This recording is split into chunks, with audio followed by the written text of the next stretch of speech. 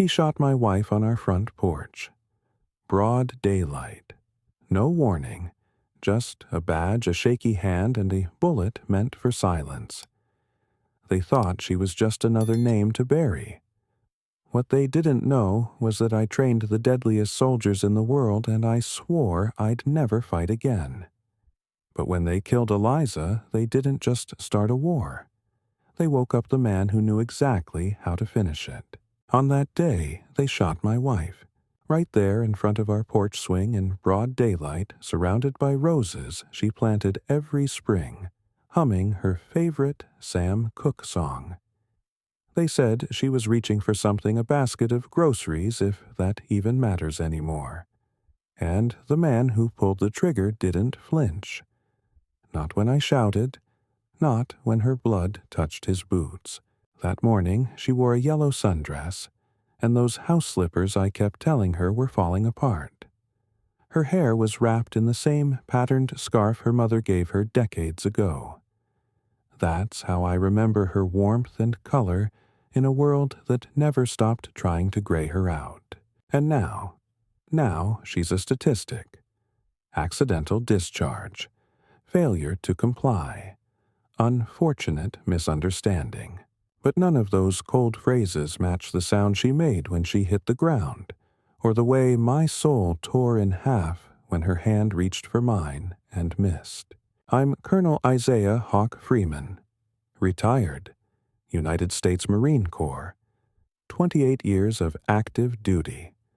I trained Tier 1 units that don't officially exist. When I walked through war zones, even the wind stood still. And yet I couldn't protect my wife from a rookie cop and his itchy trigger finger in our own front yard.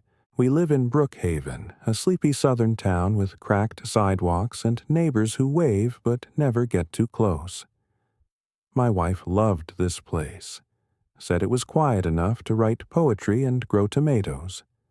I tolerated it. After Fallujah, quiet always felt like a lie. Still, I made her a promise when I left the battlefield: no more guns. No more war. I kept it until the morning the war came to our doorstep. It started with a knock. Not the kind you hear in the city. This was that aggressive, arrogant kind, where knuckles mean authority and rhythm means trouble. I opened the door to two uniforms, both young, both white, both trembling, like they wanted a reason to pull the weapons they were already fingering. Sir, the taller one, barked. We received a call about a suspicious person. Before he finished, my wife stepped outside, holding a bag of apples. Suspicious like me, she asked, raising one eyebrow like she always did when someone underestimated her. That's when it happened. 1 second she was smirking. The next they shouted. "Ma'am, stop!" The shorter one flinched. A pop echoed. Time slowed. The apples tumbled down the steps. Her body followed. I didn't hear myself scream. I didn't feel my knees hit the ground. All I saw was blood on yellow cotton and the way her eyes searched the sky like she was already halfway to heaven. The officers backed up, stammering, pretending to radio for help like help hadn't just been gunned down in front of them. She reached for something. My hands clenched. Not fists, weapons. Every cell in my body reverted to protocol. I could see wind direction, hear the insects stop buzzing, calculate trajectory between my rage and their jugulars. But I didn't move. I knelt by her, whispering her name. Eliza, my son, my reason. I begged her to hold on, but her breaths came slow, shallow, final. She blinked once, then again. Then never again. The ambulance came too late. Like they always do when the zip code says Black Family Southern Town. A local news van showed up before the coroner. I watched them rehearse their somber tones, practicing tragedy for broadcast. One reporter glanced at my face and asked if I had any words. I had only one run. He didn't get it, but my eyes must have told him enough because he backed away like I had summoned a ghost. 2 days passed. No charges, no suspension, no apology. The police chief, a smug man named Travis Langley, held a press conference in front of the courthouse. Said the incident is under review. Said thoughts and prayers. Said nothing that mattered. Behind him stood a woman in a navy pantsuit and a Karen Tier smirk, Angela DeWitt, the county attorney, who hadn't lost a case in 10 years because she never prosecuted anyone in uniform. Angela was cold calculated and always on the side of silence. Her voice was sugar-coated poison, her gaze the kind that made you feel poor, stupid, and wrong even when you weren't speaking. She called me Isaac by mistake once in front of my wife. Liza never forgot it. They want us invisible, she used to say. Until we bleed. Then we become headlines. That night I stood in our bedroom alone. Her scarf lay on the dresser. Her scent still on the pillow. I reached into the back of our closet and pulled out a box I hadn't opened in 15 years. Inside was a folded flag, a pair of dog tags, and a black notebook filled with names the government doesn't even admit are real. Men I trained, ghosts I forged, Rangers, SEALs, Special Forces, Black Ops, warriors so deadly they made the Reaper look clumsy, and every single one of them owed me their life. I picked up the phone and dialed a number that wasn't supposed to work anymore. A voice answered in a whisper. Ghost speaking. This is Hawk. Silence. Then, sir, what do you need? I looked at the blood-stained steps outside my window. The badge still glinting on the cop's chest in my mind. I need them to remember who I am. But before I could speak again, there was a noise outside. A car. No two. Spotlights blazed through my windows. Voices shouted. Doors slammed. I stepped onto the porch as 5 officers marched toward me. One of them held a warrant. You're under investigation for obstruction of justice, he declared. I didn't flinch. I just looked him in the eye. You boys have no idea what kind of war you just started. And I meant it. They cuffed me on the steps where my wife bled to death. 5 officers, all of them jittery. None of them old enough to remember what a real fight looks like. I didn't resist. I didn't blink. I just stared straight ahead while they read me rights I memorized before these kids were born. The man with the warrant tried to act brave. His hands were shaking. He wouldn't meet my eyes. Obstruction of justice, he said again, like he was trying to convince himself it meant something. Justice. My wife was 6 feet under roses, and they had the nerve to say the word in my yard. They took me in through the back entrance of the Brookhaven precinct. Cameras off. Lights dimmed. No press this time. No Miranda again. Just whispers and the smell of sweat and fear. Chief Travis Langley met me in the holding room. Same smug jawline, same gold badge straining against his belly. He walked in like he owned the world, sat across from me like this was a negotiation. You're stirring things up, Hawk. He used my call sign like he had the right, like we were brothers in arms. My jaw tightened. You're a legend, he continued. But legends don't scare people anymore. You walk around like the old rules still apply. He leaned in. They don't. I said nothing. I didn't need to, because that's when the precinct lights went out. Generators kicked in, flickering, weak backup bulbs. Red emergency lights painted the walls in warning. From somewhere deep inside the building, someone screamed. A crash followed.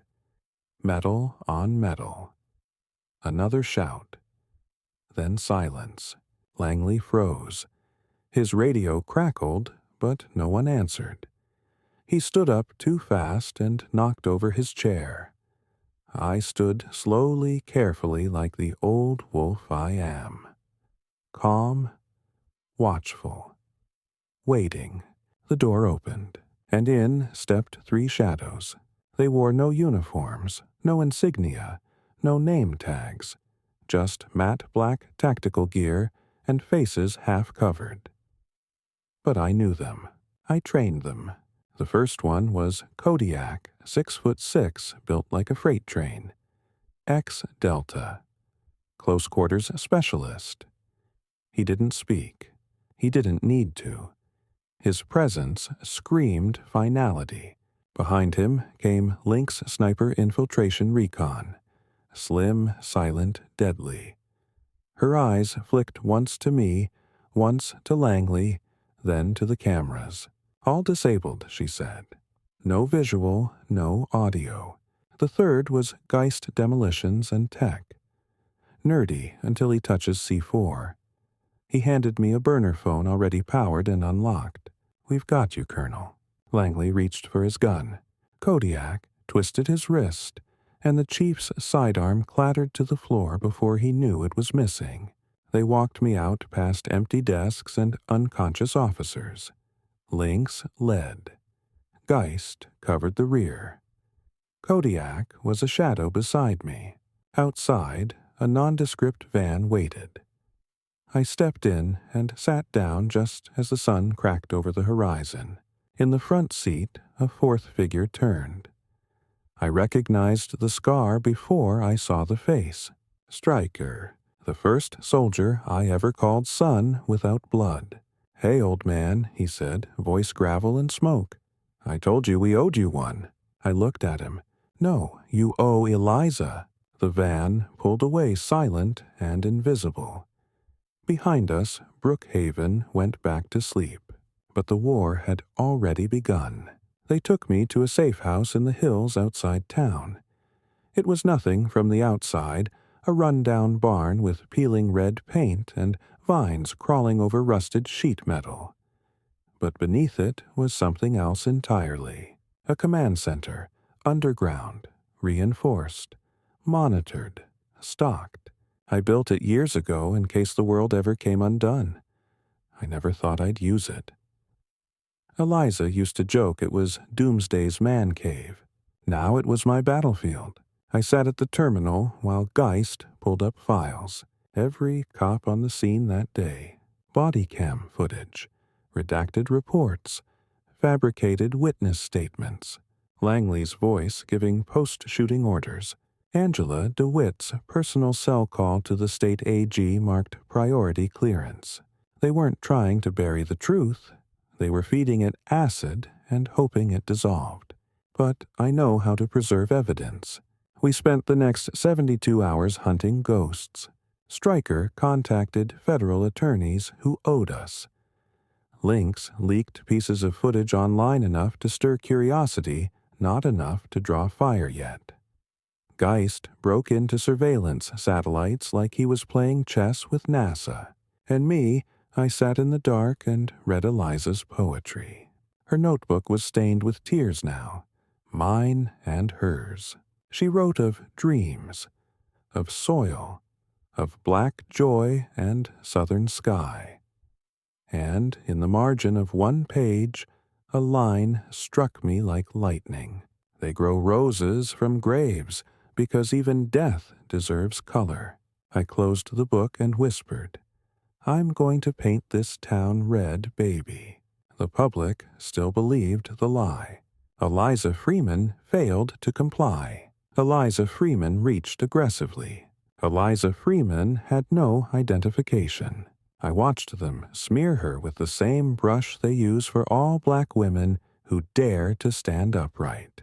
But then something changed. A video leaked, not from us. A neighbor, a teenage girl across the street, a kid Eliza used to bring cookies and books to, had filmed everything from her upstairs window. It was clear, close, raw. Eliza smiling, the cop shouting, the shot, her fall, and my scream. It went viral in 7 minutes. Brookhaven became a firestorm. Angela DeWitt called a press conference voice all sugar and steel. "We ask for patience," she said. Let the investigation unfold. But no one listened, because someone hacked her private email and released documents showing internal memos calling Eliza a non-compliant suspect before the official report even existed. Angela's face cracked for the first time on camera. Langley disappeared. The rookie cop who fired the shot was placed on administrative leave. But by then, it was too late, because the world knew, and I wasn't done. That night I stood in the graveyard alone. Eliza's name was fresh on the stone. I knelt, placed a hand on the cold granite, and whispered everything I never got to say. I was going to build you that garden next spring. Finish the porch swing. Write the stupid memoir you wanted. I paused. But now I'm going to finish something else. I stood, turned to the darkness, and spoke to the shadows I knew were there. Gather everyone. All of them. I want Langley. I want Angela. I want the mayor, the funders, the judges. Every damn one of them. Stryker stepped forward quiet. What's the mission called, sir? I stared into the night. Eliza. They thought it was over after the video went viral. They thought hashtags would cool the rage that press releases and PR consultants could wash blood off concrete.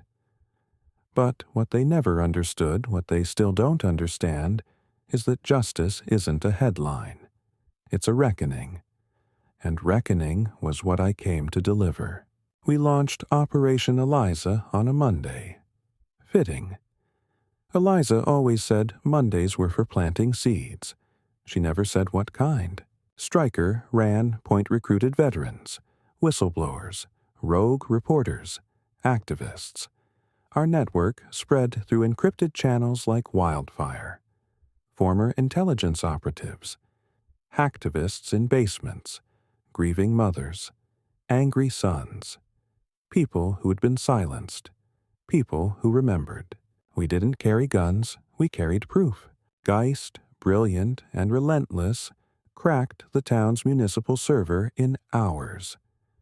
We found decades of buried complaints, hidden settlements, falsified traffic stops, all leading back to Langley and DeWitt. They had built a kingdom on quiet oppression, but every kingdom crumbles when you pull the foundation, and Angela's kingdom. It was built on lies and a spreadsheet. That night, I walked into the church where Eliza taught Sunday school for 20 years. It was quiet. Dust danced in moonlight, slanting through stained glass. Her chalkboard was still up, her cursive still on it. Kindness is a choice. Justice is a duty. I stood before the altar alone. I need to do this right, baby, I whispered. Then I turned and faced the room where 24 of the most dangerous people I'd ever trained now sat in folding chairs, silent, waiting. I trained you for war, I said. But this mission, this is for peace. No bullets. Just truth. Kodiak grunted. Lynx nodded. I continued. We don't threaten. We expose. We don't break. We reveal. And when it's done, no one will ever forget Eliza Freeman's name. There was no applause, just understanding. Warriors don't need cheers. They need cause.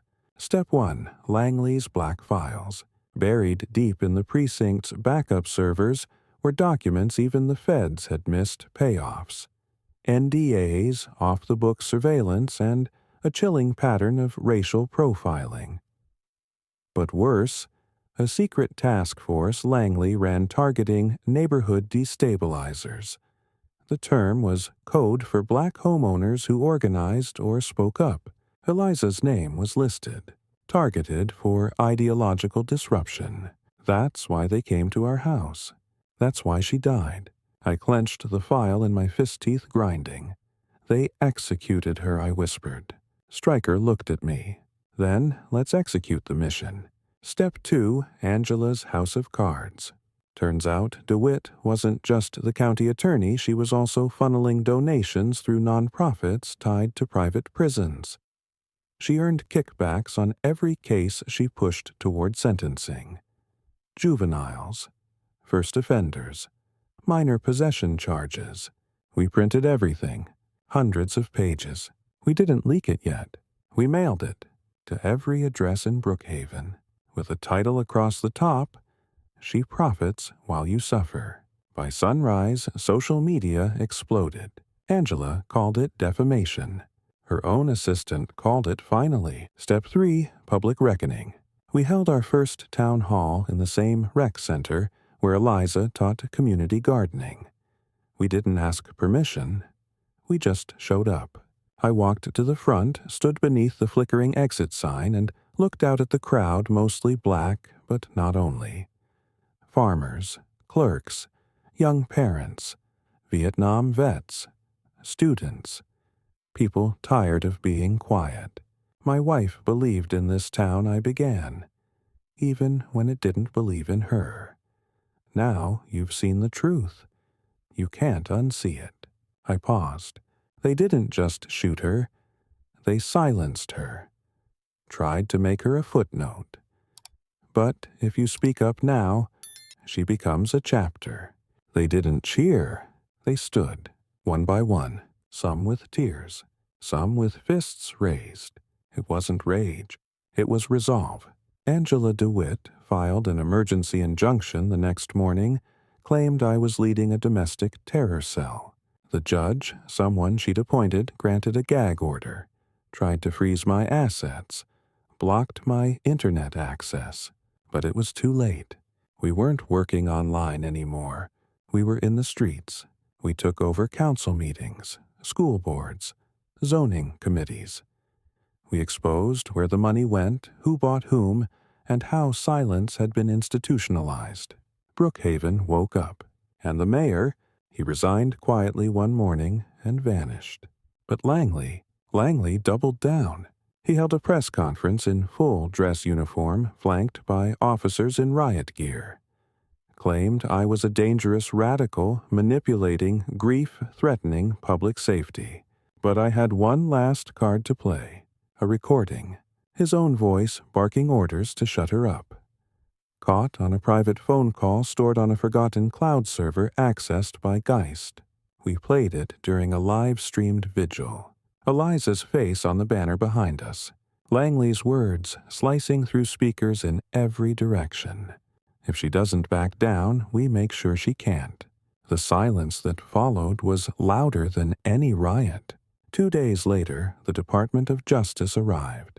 Federal agents swarmed the precinct. Boxes seized, laptops confiscated. Langley was placed on administrative leave, then within hours arrested. Not for Eliza, not yet, but for obstruction, for corruption, for fraud, the beginning of the end. Angela DeWitt tried to flee to D.C., but was intercepted at the airport. Cameras caught her in cuffs, her face frozen in disbelief. Like history had betrayed her. That night I returned home, alone. The porch swing was still. The steps still bore a faint brown stain. I sat there in silence until morning. Birds chirped, leaves rustled, and then the gate creaked. I looked up. Children, 6 or 7 of them. One held a notebook. Eliza taught us poems, the girl said. Can we say one for her? I nodded. They stood in a line, and in broken rhythm and trembling voices they spoke her name into the wind. I thought the hardest part was over. Langley arrested. DeWitt disgraced. The truth exposed. But justice isn't a courtroom verdict. It's a war waged in shadows, in whispers, in the quiet retaliation of systems that don't bleed when you cut them. And though they lost their generals, the machine didn't die, it evolved. Smarter, dirtier, and it came for me next. It started with silence, phone lines dead, bank accounts frozen, my military pension under review. Then came the digital assassins. Photos of me at protests doctored to show me inciting violence. A deepfake audio clip of me threatening to take up arms. Fake, but believable enough to stir fear in the uninformed. Cable news ran the headline, "From hero to radical. Has Colonel Freeman gone too far?" I watched from the safe house, arms crossed, jaw locked. They were trying to isolate me, erase the credibility we'd fought to build. But I've been behind enemy lines before, and this time I wasn't alone. Stryker stepped into the command room, jaw-tight, phone in hand. We just lost half our servers. Someone traced our proxy routes back to an NGO in D.C. Order Shield. Private contractors. Langley's people. "They're trying to bury us digitally," Geist added, typing furiously. I stared at the glowing red error messages on the screen. "They don't realize," I said slowly, "that I trained men who could take down nations without ever firing a bullet." Lynx emerged from the shadows, holding a folder. "Then maybe it's time we make them visible." Operation Echo was born in that moment. A counterstrike not with violence, but with clarity. We weren't just going to reveal corruption, we were going to expose the entire system that allowed it to exist. I gave the order. Geist tapped into internal police servers statewide. Stryker coordinated with ex-Marines, some embedded deep inside private security networks. Lynx infiltrated Angela DeWitt's encrypted cloud drive and downloaded a 42 GB folder labeled Seed Files. Inside were contracts, internal memos, and a damning document, a map of counties across the U.S. where community disruption units had been secretly authorized. Brookhaven was just a test site. I stood over the projection table staring at the map of red pins. "This isn't about one town," I murmured. "They've nationalized the suppression. They call it stability," Lynx said. "But it's targeted pacification. Every pin here.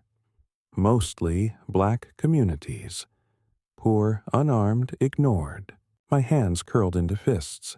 They didn't just kill Eliza. They practiced on her. We needed to go bigger. So we went to Davenport, a neighboring county where 2 black teens were serving 15-year sentences for a vandalism charge they didn't commit. We had video proof now. We had names. And we had something more powerful than weapons, a story. We brought it to the local news.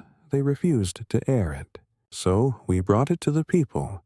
And this time we marched. Hundreds of us. Veterans, families, teachers, nurses. No slogans, no chants. Just silence. A funeral procession for justice. We marched from the jailhouse to the courthouse, carrying Eliza's photo, carrying the names of every family, broken by a system designed to protect only itself. The mayor of Davenport, a man who'd never looked me in the eye before, met me on the courthouse steps. "You think this changes anything?" he asked, voice low, shaky. "No," I replied. "I know it does." And then, for the first time in decades, I looked him dead in the face and said the words I never thought I'd speak again. "Stand down, or be remembered for what comes next." He stood down. The teens were released 72 hours later, and the machine began to crack. But power doesn't go quietly. 3 days later, someone firebombed the church where Eliza had taught. No one was hurt, but every window shattered. Every bench scorched. And her chalkboard, the one with "Justice is a duty" still written on it, was reduced to black ash. I stood outside the ruin, breathing smoke and memory. That was the moment I broke. Not loudly, not with rage, but with silence. A silence so deep it sounded like war drums in my ears. I went back to the safe house and didn't speak for hours, just stared at her scarf in my hands. The team watched me from a distance, until finally Stryker approached. "Sir," he said gently, "there's something else you need to see." He handed me a flash drive. On it footage. Grainy. Night vision. From a body cam. It was the night of the shooting. Footage the police didn't submit. Footage from the rookie officer's vest. I watched as Eliza turned, holding up the bag. I watched as the cop hesitated, then looked toward someone off camera. A voice barked, "Take her down. Do it." It wasn't the rookie. It was Langley. He gave the order. They murdered her on command. My vision tunneled. Not rage, not even sorrow. Just cold, clear focus. I looked at Stryker. Get me the AG. The real one. Not local. Already on it. I turned to Geist. This footage gets released to every major outlet in the next 12 hours. With her name. With the map. Done. I faced the team. We're not just fighting Brookhaven anymore. I stared at the wall where we'd pinned dozens of faces' names offices. We're fighting every system that thought killing her would go unnoticed. I reached for her scarf and tied it around my wrist. And then, for the first time since she died, I felt her again. Not beside me, inside me. Not as memory, as mission. Eliza once told me, some flowers only grow after fire. Now I understood. We weren't mourning. We were blooming. In rage. In truth. In resistance. They thought they burned her legacy to the ground. The church, her chalkboard, her voice. But Eliza wasn't just in the bricks. She wasn't a building. She wasn't a name on a headstone. She was the wind that moved people. And now she was the fire. 12 hours after we released the suppressed footage, the real footage, the world stopped. Langley's voice, barking. Take her down, echoed through every major network across cell phones, public radios, even Times Square. It didn't feel like revenge. It felt like resurrection. Eliza's face frozen in time mid-laugh. Holding the groceries she never got to carry inside became the most shared image in America.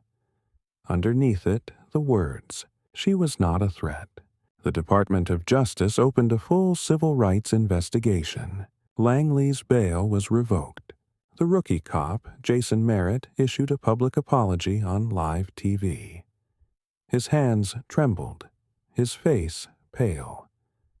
But what stood out was the tear that rolled down his cheek when he said I was told not to think. And I obeyed. He looked directly at the camera and added, I failed her, and I will never forgive myself. I didn't, not yet, but I didn't hate him anymore. Langley had used him like a pawn. Jason was just the trigger. Langley was the finger. Meanwhile, Geist's leaks went deeper. And dirtier. Emails. Court memos. Police union texts showing racist slurs, bonus incentives for arrests, and a chilling scoreboard on a whiteboard for high-value targets. Eliza was on it, ranked priority community influencer. Next to her name, watch list non-compliant. I felt my chest tighten. They never feared her for what she did. They feared her for what she inspired. With every new document, the web widened. We uncovered funding trails from Angela DeWitt's office leading to political campaigns across 3 states. Turns out she wasn't just protecting Brookhaven PD. She was the linchpin in a nationwide model of suppression through prosecution. Private prisons paid her campaign. She padded conviction rates. Langley and others fed her suspects. It was cleaner than slavery and more profitable. And all of it depended on silence. And I shattered it. We flew to Washington under aliases. I hadn't set foot in that city in years. The last time I was here, I was awarded the Legion of Merit for saving lives in the most hostile terrain on Earth. Now I returned with proof that my own country had become one of those terrains. We met with the DOJ, with Senate aides, with journalists who had once buried our stories but were now begging for interviews. But I didn't want to talk. I wanted to show them something. So I pulled out Eliza's final notebook, her poems, her drawings, and on one page a rough sketch of our street, the porch, swing the garden. Below it she'd written, even in poisoned soil something can grow. I laid the page on the table and looked every official in the eye. You want to fix this, start by honoring her. That afternoon, Congresswoman Renee Hill, black proud daughter of a Mississippi preacher, stood on the Capitol steps and held up the evidence we gave her. She called it the Freeman Files. She proposed a new federal oversight act for small-town police departments, nationwide auditing, prosecutor accountability, independent civil rights tribunals for any lethal force case. She ended her speech by saying, Eliza Freeman was not a threat. She was a garden, and they tried to burn her. But her seeds are in all of us now. The crowd erupted. Not just applause, tears, shouts, hope. But the system doesn't die easy. That night, I received a text from a blocked number. It read, "You've made your move. Now we make ours." Then came the explosion. Not near us. In Davenport, the neighboring county where we freed those teens. A fire in a low-income apartment building. 5 dead. Investigators called it faulty wiring, but Geist hacked traffic cams, and what we saw chilled us. 2 masked figures walking away minutes before the fire. One of them wore a badge. We were at war. Not the one I trained for in Iraq. Not the one you see in headlines. This was the war of shadows, and power, and plausible deniability. Stryker stood at the window of the safe house, hands clenched. "They're escalating," he growled. "No," I said. "They're scared." I sat beside Eliza's scarf, folded like a flag. I knew what I had to do next. The next morning I called Jason Merritt, the cop who shot my wife. He answered shaky. I didn't expect you to call. You still want to make it right." He was silent. Then, "Yes, anything." "Good," I said, "because you're going to testify." He hesitated. "They'll ruin me, my family." "You already died the day you pulled the trigger," I told him softly. "This is your resurrection." And he agreed. 2 weeks later, the town of Brookhaven held a public hearing. The courthouse was packed. Press, residents, law students, veterans, Eliza's former students, mothers, preachers, and in front of them all, Jason Merritt took the stand. He broke down as he described Langley's order, the quota system, the targeting protocol, the fabricated reports. I was told to escalate. I was told to make it look justified. But it wasn't. She smiled at me. The room went silent, and I closed my eyes, seeing her smile one last time. That night I returned home. The porch swing was rebuilt, fresh white paint. The steps scrubbed clean, but the memory remained. I sat there as the sun dipped below the trees, and a soft voice spoke behind me. She would be proud. I turned. A little girl, maybe 10, dark skin, braided hair, holding a crumpled paper. "She taught me this," she whispered, and she read a poem. They buried her not knowing she was a seed. I wept, not from grief, but from the truth of it. They tried to end her. But Eliza had always been bigger than one life.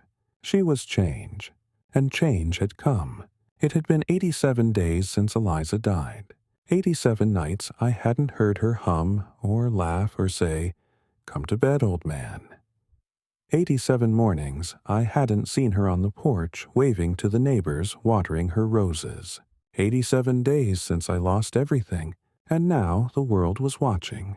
The courthouse steps were flooded with people, locals, national media families wearing shirts with Eliza's face on them.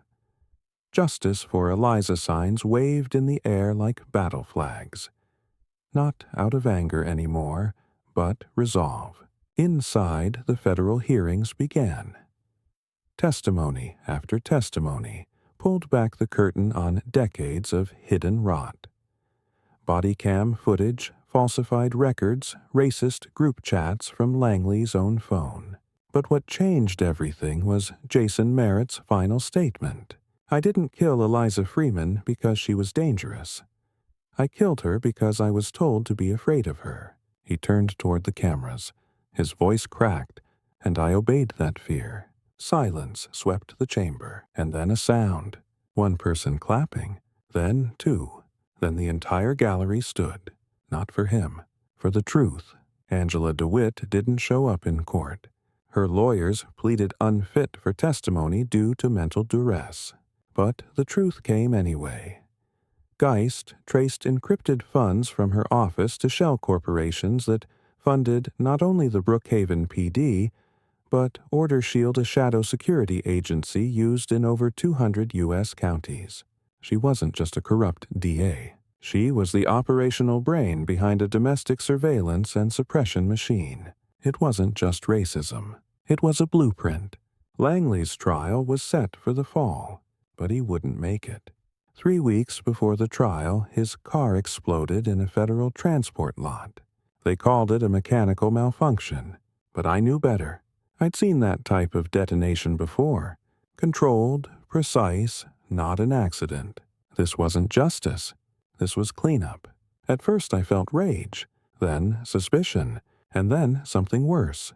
Because a package arrived at our safe house the next day. No name, no return address, inside a black hard drive, and a note. If you think Angela was the top, you were never looking high enough. Geist ran diagnostics for hours. What we found inside changed everything. Video files, dozens, meetings, surveillance footage, interagency memos.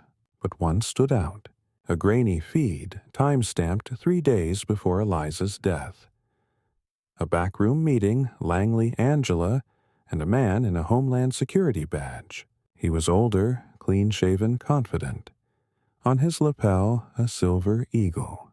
Langley leaned in, whispering, "If she doesn't stop organizing, we can escalate." The Homeland officer replied, "Do it. Local fallout's manageable. Just don't let it become national." Angela added, "She's too smart, and he's too connected." Langley nodded, and then the line that would burn into my skull forever. "Then take her out. Quiet. No riots. Frame it clean." I stared at the screen for a long time. It wasn't just Brookhaven. This wasn't a rogue town. This was policy. And Eliza, she was a test subject in an unspoken war. We took the drive straight to Congresswoman Renee Hill. She watched the video, hands trembling. Then she stood and said, "This isn't just a civil rights issue. This is federal conspiracy." She called a classified session with the Oversight Committee. She called for subpoenas. She called for truth. And she looked me dead in the eye and said, "I will not let her name be buried in another bureaucratic grave." That night I sat on the porch again. The garden Eliza planted had started blooming. Bright red dahlias, wild violets, yellow tulips. I knelt down and touched the dirt. "Baby," I whispered. "I thought this was about Brookhaven. But it was always bigger, wasn't it?" Behind me, Stryker stood silent. Then he said what I'd been thinking. "They're going to come for you." I nodded. "I know, but we'll be ready." 2 days later, I received another message. This time a voice note, digitally scrambled. Male, calm, professional. "You've made your noise. Now fall back, or next time it won't be your wife." It was a threat, but it wasn't fear I felt. It was clarity. I called a press conference on the courthouse steps. The entire town showed up. National news outlets, DOJ representatives, veterans, Eliza's students, activists, strangers from across the country. I walked up slowly, holding her scarf in my hands. I didn't raise my voice. I didn't shout. I just said, "They didn't just kill my wife. They tried to erase her voice." I paused, but what they didn't understand was that Eliza planted seeds. And now we've grown. Loud, focused, united. I turned to the cameras. If anything happens to me, the truth is already out there. And so is the movement. Then I said her name, loud, so the world could never forget. Eliza Freeman. Afterward, people stayed in the square, silent, crying, lighting candles. Some prayed, some protested, but all of us remembered. Because truth doesn't need a badge. It needs a fire. And Eliza was the match. You don't come back from grief. Not really. It changes you, folds you inward, then burns what used to be soft. But if you survive the fire, you come out forged, hardened, not for revenge, not for violence, but for purpose. I used to be a soldier. Then I became a widower. Now I am a witness. 3 months after the footage dropped, after the Homeland officer's face appeared in leaked files across international news, the hearings moved to Washington. Not just federal, any more global human rights groups got involved. A massive protest erupted outside the Capitol. Not angry alive. Signs with Eliza's smile. Children reading her poetry aloud. Her words printed on banners in 50 languages. Justice is not a whisper, it is a choir. That was her, and this time the world heard her. The Homeland Security Official Director, Marcus Vell, was subpoenaed. He tried to refuse, tried to plead national security. But Congresswoman Hill wasn't having it. She held up the transcript of his meeting with Langley and DeWitt. You said, take her out. Quiet. What threat did a schoolteacher and gardener pose to national security? Val sat there blank-faced. I have no comment, he whispered. He was taken into custody for obstruction of justice. And just like that, the man who tried to erase Eliza was the one erased. But that wasn't the end. That was just the fracture that started the avalanche. One by one, local officials across the country were unmasked. Dozens of towns. Similar programs. Similar silences. It was systemic. But now it was exposed. I was asked to testify before the Senate Judiciary Committee. I wore Eliza's scarf tucked into my blazer pocket. When they asked me what justice looked like, I didn't mention trials or verdicts. I said, justice looks like a little black girl walking into school without fear. Justice looks like a mother raising her child without wondering if the world will murder them for reaching into a purse. Justice looks like never having to explain why your loved one's life was worth more than a policy decision. The room was silent. Then they rose, every single person on that floor. And in that moment, I didn't see politicians. I saw humans. And maybe, just maybe, I saw hope. I returned home to Brookhaven a month later. The porch was different now, stronger. The roses bloomed brighter than I remembered. The neighborhood was quieter, but not in fear, in peace. A respectful, earned stillness. The church had been rebuilt, bigger, brighter, renamed. Eliza Freeman Community Hall. Inside, children laughed, sang, painted murals, read books she once donated. Her chalkboard had been preserved framed on the wall. Justice is a duty, and below it in a child's handwriting, and joy is our resistance. Stryker left town soon after. Headed west, starting an outreach program for veterans with trauma. Lynx teaches self-defense and digital literacy in Atlanta now. Geist works full-time with a nonprofit watchdog group, cracking systems open with just a keyboard and his dry smile. As for me, I stayed. Not because of the house, not because of the past, but because this town needed someone to remember what happened and make sure no one ever forgets. One evening, I sat on the swing Eliza loved, and a teenage girl walked up the steps with a shy smile. "You're Mr. Freeman, right?" I nodded. She handed me a notebook. Eliza was my teacher. She told me stories change the world. So I started writing mine. I flipped through pages filled with dreams. Pain, hope. "Would you read it?" she asked. My throat tightened. "Yes," I said. "And after that, let's make sure everyone does. Because stories are seeds. And Eliza, she planted a forest. Not with guns, not with power, but with truth. And truth doesn't die. It roots. It grows. It survives the fire. They thought they were burying a woman. What they didn't realize was that she was a seed. Eliza Freeman wasn't a threat. She was a teacher, a gardener, a light in a dark system. And when they tried to erase her, they planted a movement instead. This story isn't just about loss. It's about transformation. It's about what happens when truth is louder than fear, when love fights back, when one man's grief becomes a nation's awakening, because justice isn't found in the courtroom alone. It's grown in every child who learns her name, in every neighbor who chooses courage over comfort, and in every one of us who refuses to stay silent when we know the system is broken.